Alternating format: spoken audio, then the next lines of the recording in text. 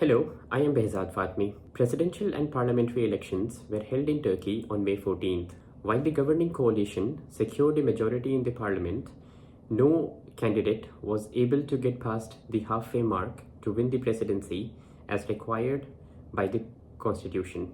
As a result, there will be a runoff on May 28th between President Recep Tayyip Erdogan and his main rival, Kemal Kılıçdaroğlu. But let's take a look at what the opposition in Turkey is up against.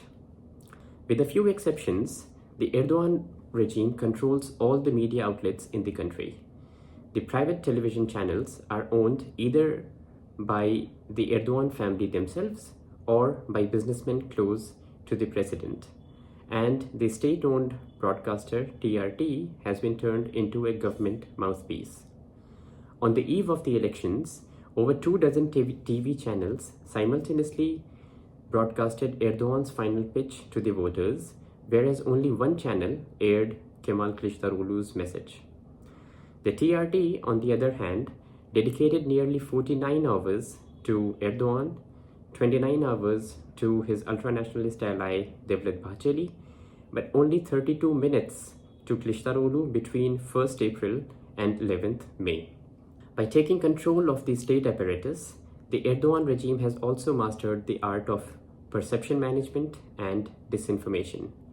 Throughout the campaign, relentlessly but falsely, they tried to link Kılıçdaroğlu with the outlawed Kurdish militant group PKK and accused him of being soft on terror.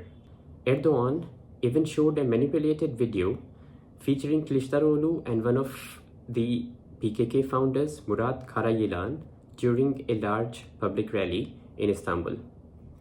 As far as the High Election Council or the YSK, the body which oversees elections in Turkey, is concerned, it has completely lost its autonomy over the past few years. After the ruling AKP failed to win the Istanbul municipal election in 2019, Erdogan decided to overhaul the council to unquestionably favor his regime.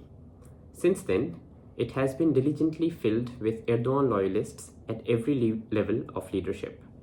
As a result, it allowed Erdogan to contest the presidential election for the third time in a row despite a constitutional ban on it, and it turned a blind eye to his abuse of power during the campaign.